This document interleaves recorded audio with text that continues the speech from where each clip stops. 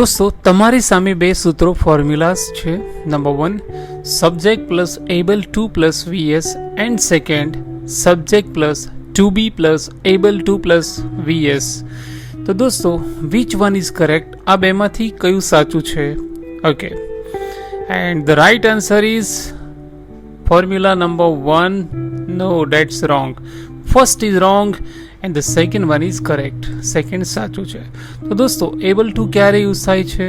એના જેવું want to, wanted to, like to, have to, has to, had to, will have to વગેરે ક્યારે વપરાય તે સમજવું હોય તો આ વિડીયો તમારા માટે છે. Hello guys, I am Naresh Prajapati and you are watching one of your favorite channels, VIP Academy. Today I'm gonna teach you how to use the structures which I have already discussed.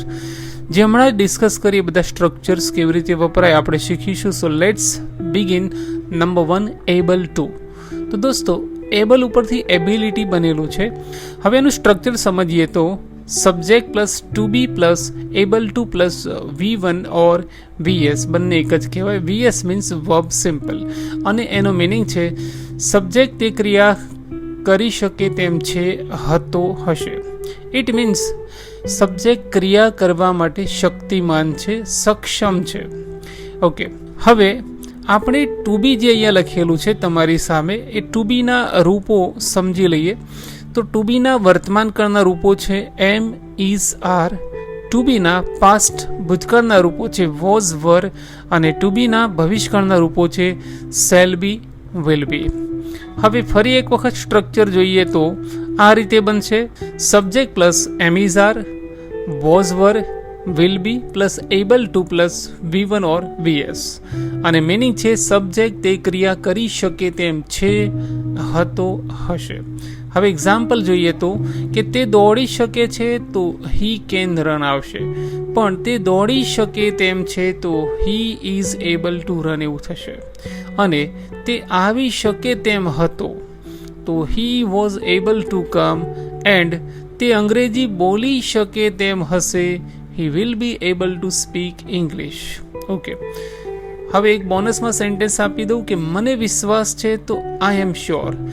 મને વિશ્વાસ છે હું 1 મહિના પછી કડકડાટ English બોલી શકું તેમ હોઈશ. I am sure after 1 month I will be able to speak English fluently. I am sure after 1 month I will be able to speak English fluently.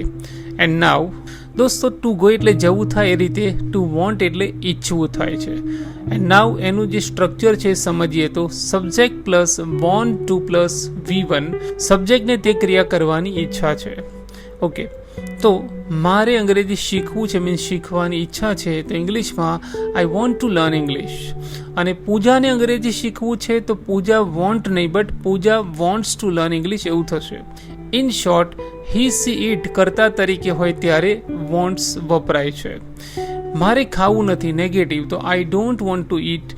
અને રાજુને ખાવું નથી તો રાજુ ડઝન્ટ વોન્ટ ટુ ઈટ એવું થશે. એન્ડ યસ, કોણ અંગ્રેજી શીખવા માગે છે તો who wants to learn English, who wants to learn English એવું થશે. તો દોસ્તો જે રીતે પ્લેનું ભૂતકાળ પ્લેડ થાય તેવી જ રીતે વોન્ટનું ભૂતકાળ વોન્ટેડ થાય છે.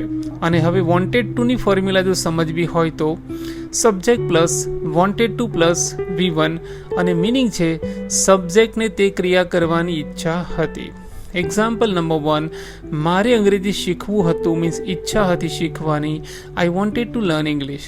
અને તે અંગ્રેજી શીખવા માંગતો હતો તો he wanted to learn English એવું થશે. અને જો તમારે આ વાક્યનું નેગેટિવ કરવું હોય તો ડીડ નોટ પછી વોન્ટ ટુ પછી V1 આવશે. એક્ઝામ્પલ મારે ખાવું ન હતું, I did not want to eat. અને હવે આપણે શીખીશું લાઇક ટુ. તો દોસ્તો એની ફોર્મ્યુલા છે subject plus like to plus V1. સબ્જેક્ટને તે ક્રિયા કરવી ગમે છે. એક્ઝામ્પલ મને વાંચવું ગમે છે તો આઈ લાઇક ટુ રીડ. મનોજને રમવું ગમે છે તો મનોજ લાઇક નહીં પણ મનોજ લાઇક્સ ટુ પ્લે એવું થશે. મને અંગ્રેજી મૂવી જોવી ગમતી નથી તો નેગેટિવમાં ડોન્ટ મૂકો. I don't like to watch English movies. અને ઘણી વખત બાળકોના કેસમાં આવું બનતું હોય છે કે તેને સ્કૂલે જવું ગમતું નથી. He does not like to go to school. And now a new topic, દોસ્તો ટુ હેવ એટલે ની પાસે હોવું થાય, પણ આજે જે ગ્રામર શીખીએ છીએ આખું અલગ છે. એ હેવ નથી, હેવ ટુ હેઝ ટુ છે, જેની ફોર્મ્યુલા છે subject plus have to or has to plus V1. સબ્જેક્ટને તે ક્રિયા કરવી પડે છે, કરવાની જ છે. ઇન શોર્ટ, આપણે જ્યારે ઈચ્છા ન હોય અને કોઈ કામ કરવું પડે કે કોઈ આપણને કહે કે તમારે આમ કરવું પડે, ત્યારે આ ગ્રામર યુઝ થાય છે. And yes, I, we, you, they સાથે હેવ ટુ યુઝ કરવાનું છે અને હી, સી, ઇટ સાથે હેઝ ટુ વપરાય છે. મારે વહેલા ઉઠવું પડે છે તો એને ઇંગ્લિશમાં કહીશું I have to wake up early. અને તેને નોકરી કરવી પડે છે તો he has to do a job. Okay, તમારે જવું પડે નહીં ચાલે, તમારે જવું પડે તો યુ હેવ ટુ ગો. અને વાલીઓએ મીન્સ પેરેન્ટ્સે ફી ભરવી જ પડે તો parents have to pay the fees. અને હવે પછીનો ટોપિક છે હેડ ટુ, જેની ફોર્મ્યુલા છે સબ્જેક્ટ પ્લસ હેડ ટુ પ્લસ V1. સબ્જેક્ટને તે ક્રિયા કરવાની જ હતી. મારે ફ્લેટ ખરીદવો પડ્યો, મીન્સ એકચ્યુઅલી બંગલો ખરીદવો હતો પણ મારે ફ્લેટ ખરીદવો પડ્યો એવો ભાવ છે તો આઈ had to buy a flat. અને અમારે ચાલતા જવું પડ્યું તો ઇંગ્લિશમાં વી હેડ ટુ ગો ઓન ફૂટ. તો ચાલતા એટલે ઓન ફૂટ એવું થશે. ઓકે,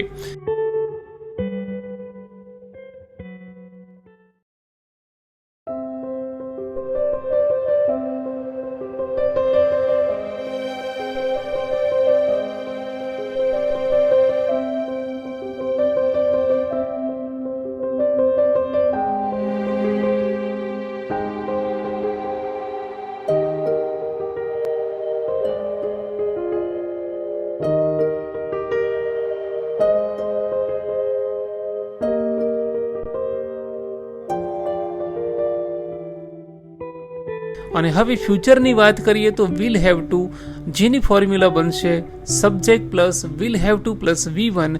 સબ્જેક્ટને તે ક્રિયા કરવી પડશે, મીન્સ ફ્યુચરની વાત છે. તમારે પસ્તાવવું પડશે.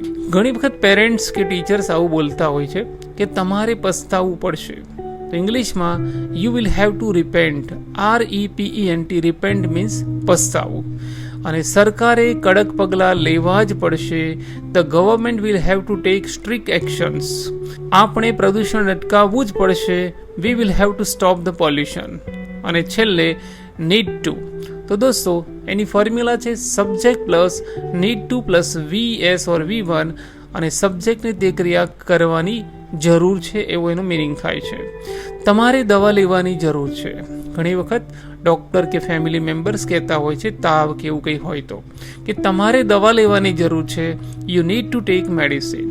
ઓકે, ચાણક્યને ક્લાસ જોઈન કરવાની જરૂર છે તો ચાણક્ય નીડ્સ ટુ આવશે. જે રીતે વોન્ટનું વોન્ટ્સ થાય એ રીતે નીડનું નીડ્સ, કે Chanakya needs to join the class. તમારે હવે દવા લેવાની જરૂર નથી તો તમે કહી શકો છો you don't need to take medicines now. You don't need to take medicines now. અને તમારે ચિંતા કરવાની જરૂર નથી તો તમે કહી શકો છો you don't need two worry. You don't need two worry. Okay, અને હવે દોસ્તો તમારા માટે 10 માર્ક્સની એક નાની ટેસ્ટ આપણે રાખીએ છીએ, જેથી કરીને તમે જે કંઈ શીખ્યા એનો વધુમાં વધુ ફાયદો થાય. સો ફર્સ્ટ ઓફ ઓલ હું ઇંગ્લિશ વાક્ય બોલીશ અને એના પછી એના 2 ગુજરાતી ઓપ્શન્સ આપીશ, જેમાંથી એક કરેક્ટ, એક સાચો હશે અને એક ખોટો, એક રોંગ હશે. તો દોસ્તો આઉટ ઓફ 10 10માંથી તમારે કેટલા સાચા પડ્યા એ તમારે કોમેન્ટ બોક્સમાં લખવાનું છે. Wish you all the best. Number 1, I am able to walk. Option A, હું ચાલી શકું છું. ઓપ્શન બી, હું ચાલી શકું તેમ છું. And you have 5 seconds. And the right answer is B, હું ચાલી શકું તેમ છું. નંબર 2, તે કંઈક ખરીદવા માંગે છે. Option A, he want to buy something. Option B, he wants to buy something. Yes, you have 5 seconds.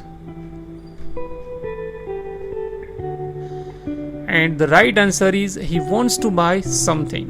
Number 3, she needs to buy a car. Option A, તે કાર ખરીદશે. ઓપ્શન બી, તેને car ખરીદવાની જરૂર છે. Yes, you have 5 seconds.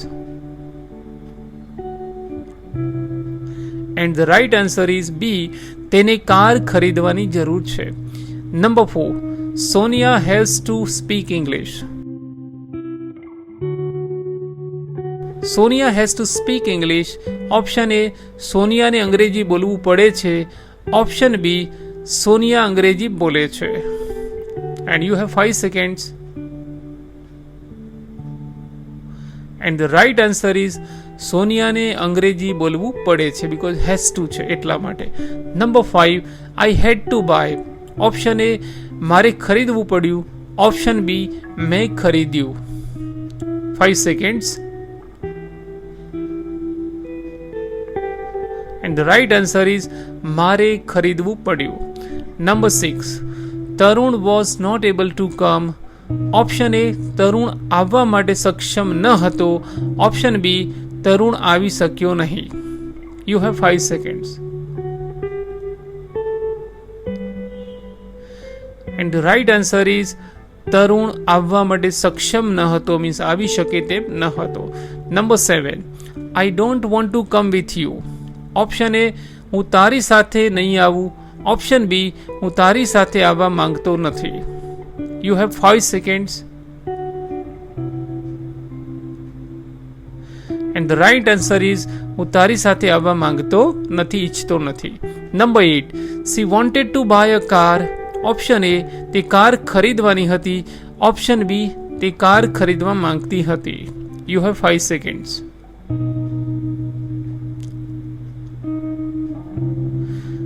And the right answer is તે car ખરીદવા માંગતી હતી. Number 9 you don't need to go. Option A તમારે જવાની જરૂર ન હતી. ઓપ્શન બી તમારે જવાની જરૂર નથી. You have 5 seconds. And the right answer is તમારે જવાની જરૂર નથી. And last I like to teach English. Option A મને અંગ્રેજી શીખવું ગમે છે. ઓપ્શન બી મને અંગ્રેજી શીખવાડવું ગમે છે. You have 5 seconds. And the right answer is મને અંગ્રેજી શીખવાડવું ગમે છે બીકોઝ ટીચ એટલે શીખવાડવું થશે. ઓકે, સો આઉટ ઓફ 10 આ 10માંથી તમારે કેટલા સાચા પડ્યા એ તમારે કોમેન્ટ બોક્સમાં લખવાનું છે. Wish you all the best. Thank you very much. I hope you must have like this video. दोस्तों मैंने आशा है कि तुमने आ वीडियो गम्यो हशे. अंत में इतना ही कहूँगा कि हमारी चैनल को पॉपुलर बनाने के लिए, हमारे वीडियोस देखने के लिए, शेयर करने के लिए और आपकी कमेंट्स के लिए हाथ जोड़कर दिल से आप सबका धन्यवाद.